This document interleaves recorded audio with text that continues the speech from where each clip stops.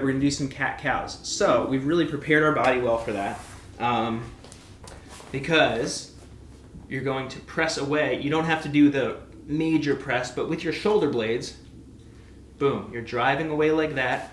We're going to start in an extended position, so drooping. But remember, we're not doing this with the shoulder blades. We're pressing away. From here, you're going to start tucking that pelvis like you're tucking your tail between your legs. Try to slowly move one vertebrae at a time. All right, so just like we did in the beginning with the neck, same idea. Once you get all the way to your upper back, you can then tuck the neck if you'd like to as well.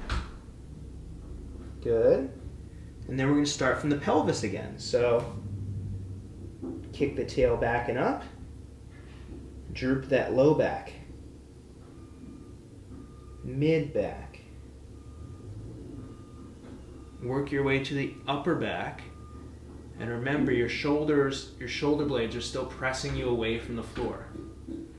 We're going to go for another one. Tuck the pelvis. Yes, nice and slow. Even if it's not happening, we're focusing on trying to feel and imagine each vertebrae moving. Tucking the chin. And then we're going to untuck one more time. We're going to droop down, starting from the pelvis. In my mind, it's like a xylophone that lights up every vertebrae. And if I got a mallet and I'm touching each vertebrae in succession, and as I hit each one, it lights up and it moves just a little bit. Now, we're going to go with our chin. So same deal. Keep driving away. Just lead with the chin. Tuck. Round the neck just like we did in the beginning. Then the upper back starts to round. Mid back. Lower back. And tuck that pelvis. Hold that with your lower abs. And then we're going to look up with the chin. Try your best to droop down through the upper back before the rest of the spine moves. Yeah. Not easy. Go slow and trust your body.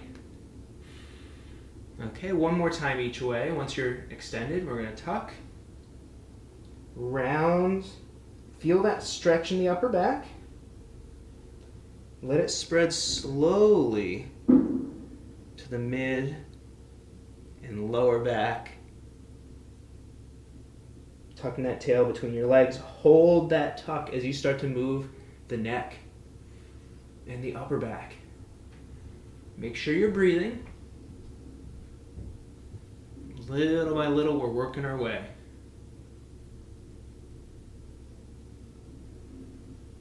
Untuck.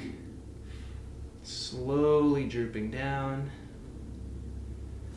And then once you get there, then you can relax. Yeah. So that's one where if you're either stiff or sore, or you haven't worked on this too much recently, it can feel tight, it can be a little frustrating, but rest assured, if you're focusing on it, you're moving slow, you're doing good stuff for your spine. And as it improves, everything else tends to feel better. Now we're going to go into some knee extensions because I think this feels good and we want to get our knees moving. So you can lie down, and from here you can pull your knees up for a little extra challenge, or you can bring them down a little bit. We're going to, with both knees at once, extend and then flex. All right, we'll just take 30-40 seconds here. Extend, squeeze those quads, and flex. All right, and then as you flex, I really want you working those hamstrings to squeeze closed, like we're trying to crack walnuts behind your knees.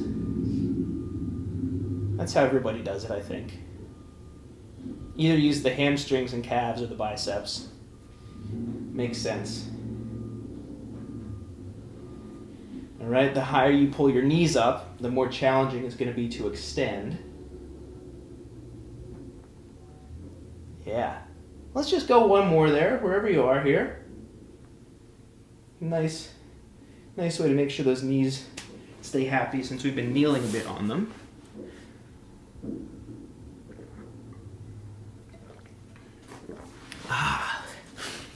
Okay. Wonderful. Now, here's another one where kneeling or standing is great. Whatever you feel best with. For ease, I'm going to just kneel. And you can also do a little sit on a yoga block. Sometimes that helps. Take a little stress off. Or a cushion. So what we're going to do now is full spinal cars. I'm going to kind of break down the different ranges, and then we'll do, it's going to basically be a large looking neck car. So first step is we're going to work on rounding or flexion and extension of the spine. And this is tricky because what we tend to want to do is, if you see, like, this is my hip angle, boom, boom. It's at, I don't know, 135 degrees or something. And our tendency is, as we round, to also fold. But ideally, what we want, and see the difference here, is just round the spine and extend the spine. Like that. So a good way to check and make sure you're not moving through your hips instead is if you feel your weight start to shift forward or back. Because in theory, if it's just my spine rounding, some's going forward, some is going back, my distribution of weight is going to be pretty much the same. If I start to feel more weight on my knees or toes, or if I'm standing, more weight on my toes or heels, that's telling me I'm probably rocking. Okay, so cool thing is we already worked cat-cows, so we've got a feel for what this is going to be like. So you can either cross your arms or give yourself a nice big self-hug. We're going to keep the chin tucked, start rounding upper back, mid back, low back. Just like that. Then you're going to extend. I like to extend starting from the pelvis and the low back, working your way up. You can look up with your chin and neck if you'd like to. And we'll just go one more time here. Rounding, extending. Okay. Now we're going to work on rotation. So same position. I'm going to have you not round all the way, but round slightly. A little bit of rounding makes space for rotation. So we're going to round slightly. All right. Then, whichever side you want to go to, you're going to rotate chest and shoulders as far as you can. Then you're going to rotate the chest and shoulders the other way. Beautiful. And we'll just do a couple more each way. So what we want here, pelvis, belly button, staying still, not moving. We're rotating through the mid and upper back.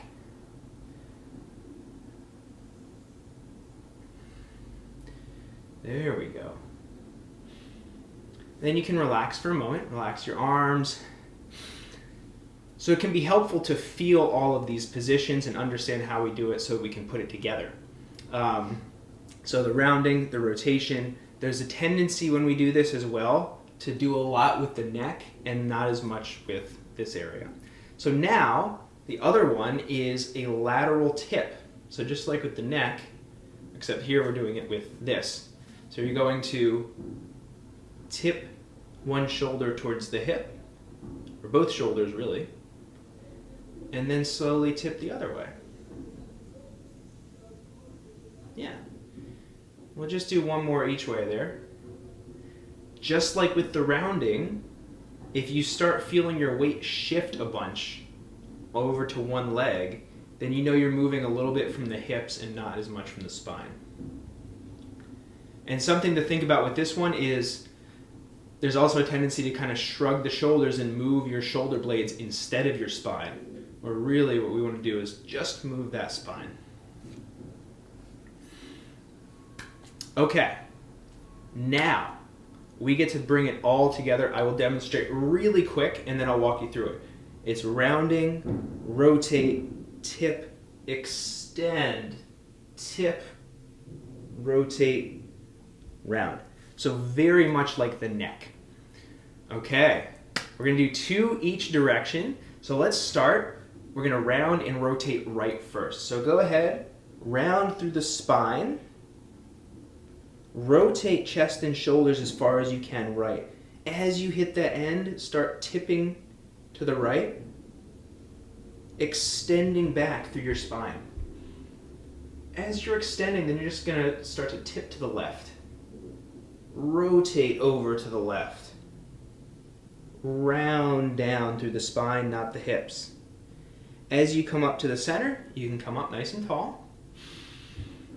We're gonna do the same thing, but rotate left. Round down. Chest and shoulders rotate left. Tip to the left. Extend back. I really want you to try to feel that mid and upper back extending, like we do the cat-cows. Tip right, then rotate over to the right, and then you're going to start rounding and coming back to the center and up. If you're doing the self-hug or even just crossing over, go ahead and switch the arms. Which arm is on top? That might change things up a little bit. We're going to do one more each way. Okay, so you're rounding, rotating right, tipping right, extending back, tipping left, rotating left, rounding down, come up tall, make sure you're breathing, slowly round down, rotate left, tip left, extend back, try to feel as many vertebrae as you can, tip right, rotate right, round down, and you can come up. Awesome. Well done. So when we're doing those spinal cars, if you find you're using your hips a lot, it's not dangerous. There's nothing wrong with that, and it's still good movement. It's just you're not probably using the focus that we want. You're not getting movement from the spine.